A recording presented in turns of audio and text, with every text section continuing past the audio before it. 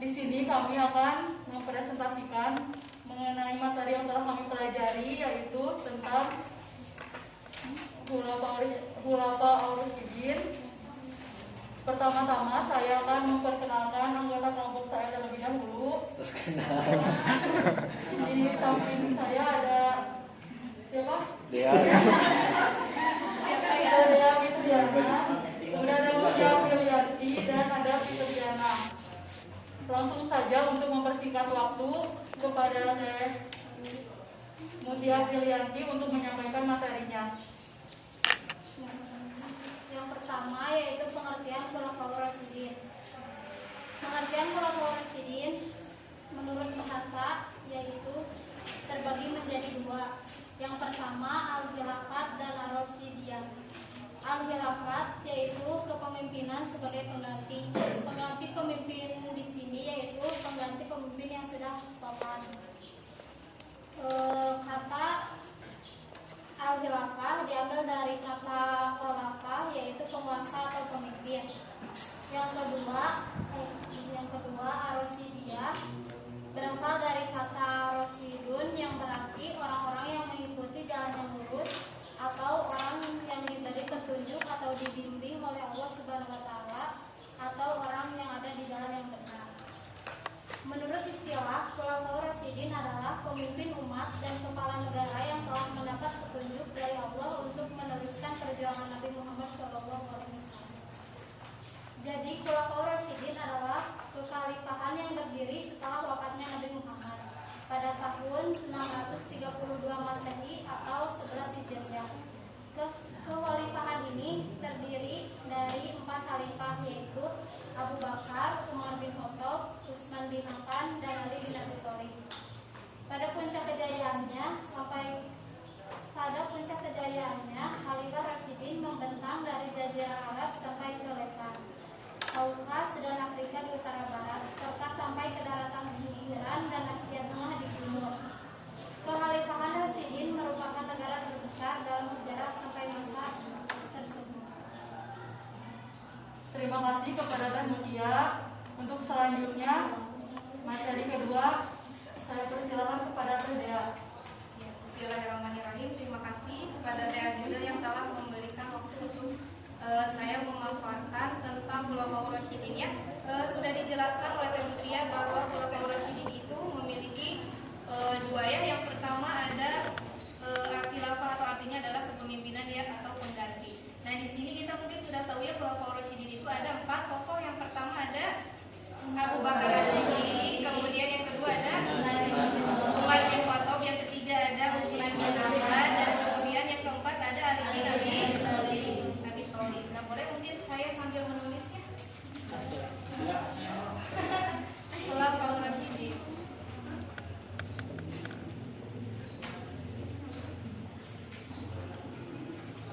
Nah yang pertama ada Abu Bakar As-Siddiq. Abu Bakar As-Siddiq. Nah Abu Bakar As-Siddiq ini memimpin umat Islam selama 2 tahun saja ya, yang dimulai dari 632 Masehi sampai dengan 354 Masehi. Nah mungkin teman-teman bingung ya kenapa sih Abu Bakar As-Siddiq itu bisa dipilih sebagai penggantinya Rasul ya. Nah yang pertama alasannya mungkin saya mengambil 3. Yang pertama ada pernah mengganti Nabi Muhammad SAW sebagai imam. Yang kedua selalu dekat dengan Rasul sehingga tahu cara bagaimana memimpin umat, bagaimana cara memimpin negara. Kemudian yang ketiga dermawan sehingga kekayaan yang dimilikinya dapat digunakan untuk perjuangan umat. Nah di masa kepemimpinan yang singkat, Abu Bakar menyelesaikan perpecahan yang terjadi pada masanya. Yang pertama ada umat yang tidak mau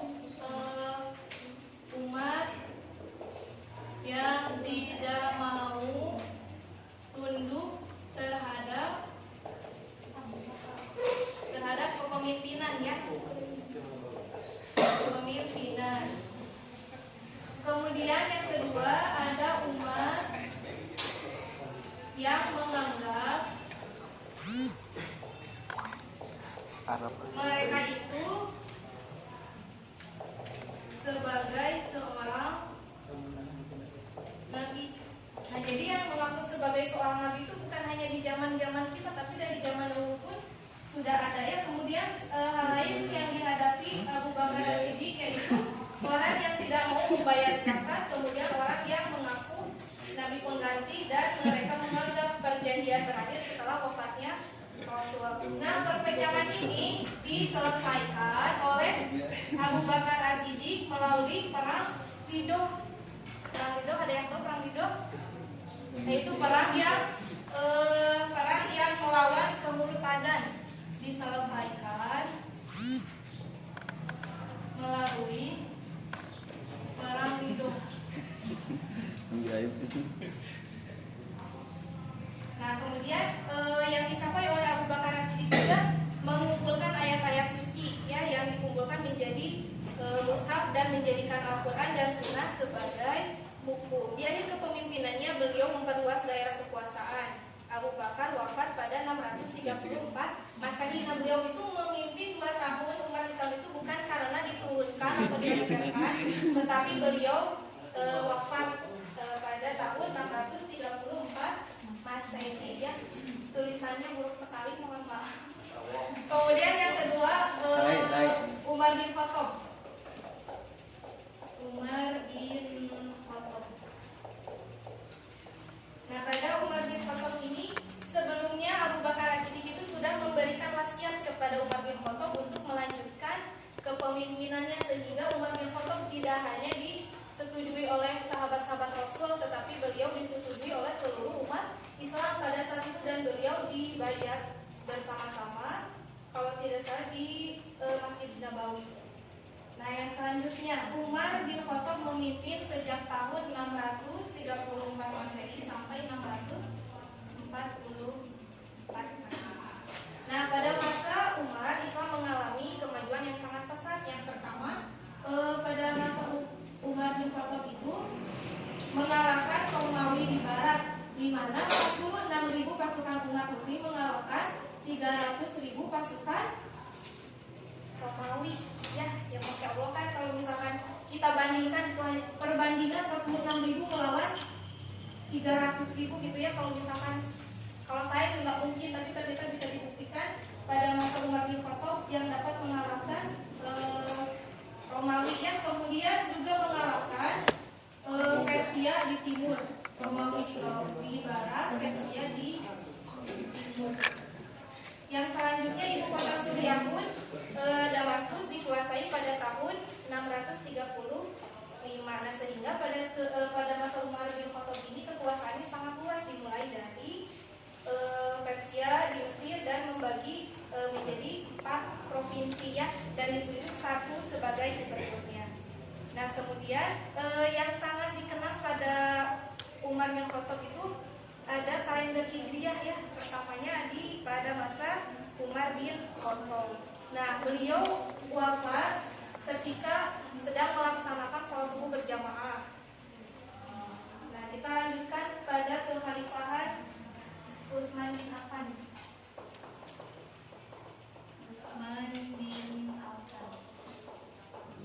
Nah, Utsman bin Affan memimpin sejak 644 sampai 656 Masehi. Pada masa Umar, beliau telah mengangkat 6 orang yang bertugas menentukan khalifah.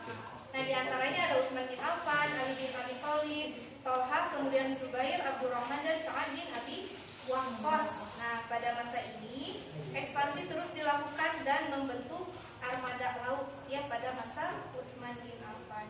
Nah, kemudian Utsman bin Affan juga membukukan mushaf Al-Quran ya. Dan selanjutnya pemerintahan Utsman itu 2 periode. Jadi pada pemilihan yang kedua pun Utsman bin Affan terpilih lagi sebagai khalifah ya.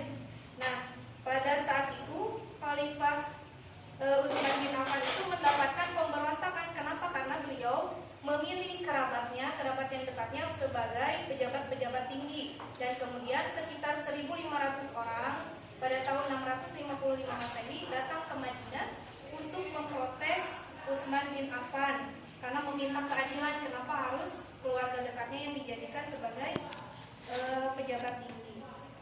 Nah kemudian seorang pemberontak berhasil masuk lewat atap rumah dan membunuh Utsman bin Affan pada tahun 656 Masehi. Nah pada saat ini pun langsung dipilihlah Ali bin Abi Thalib ya, yang pemimpin yang keempat dari Khulafaur Rasyidin.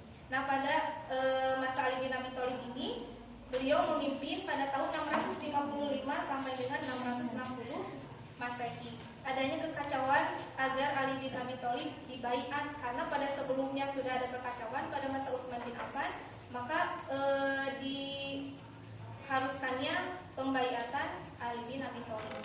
Nah kemudian pencapaian yang dicapai pada masa Ali bin Abi Thalib yang pertama adalah mengambil alih tanah yang sudah dihadiahkan oleh Utsman bin Affan kepada masyarakat. Beliau ambil alih dengan cara membayarnya, jadi membayarnya kepada pendapatan negara ya. Kemudian mengambilkan sistem distribusi pajak tahunan yang dulu Umar pernah terapkan pada masanya. Nah kemudian datanglah pemberontakan dari Tolha, Zubair dan Aisyah. Kenapa ada datangnya pemberontakan? Nah karena Tolha, Zubair dan Aisyah itu meminta kenapa sih tidak ada yang menghukum pembunuh Utsman bin Affan, dan minta keadilan. Nah Ali sudah mengirim surat untuk meminta agar tidak perang gitu ya. Nah ternyata oleh Aisyah, oleh Tolha dan Zubair surat itu ditolak dan terjadilah perang yang kita kenal sebagai perang Jamal ya.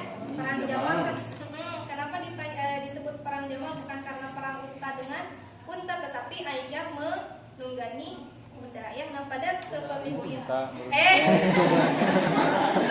menunggangi kuda, tinggal kanggalan jadi abad kuda. Unta ya, menunggangi ya. Nah pada masa kepemimpinannya yang penuh gejolak ini membuat tidak banyak warisan dari Ali bin Abi Thalib. Nah tapi ada satu warisan dari Ali bin Abi Thalib, yaitu penyempurnaan dalam bahasa Arab. Nah mungkin